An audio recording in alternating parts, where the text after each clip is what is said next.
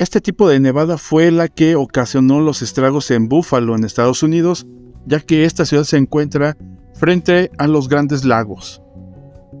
Se llama Lake Effect Snow o nevada por efecto lacustre. Y ocurre porque al final del otoño y en la transición al invierno, los cuerpos de agua todavía permanecen cálidos y entonces siguen evaporando y al entrar la masa de aire frío se genera un efecto de convección y de condensación de toda la humedad, lo que genera que en esta ciudad que está frente a los lagos reciba una gran cantidad de nieve, más de lo normal, y sobre todo en un evento de este vórtice que se separa y se genera una entrada descomunal de aire frío a estas latitudes. Esa es una de las razones por que se hayan presentado estos estragos en la ciudad de Buffalo, en Nueva York.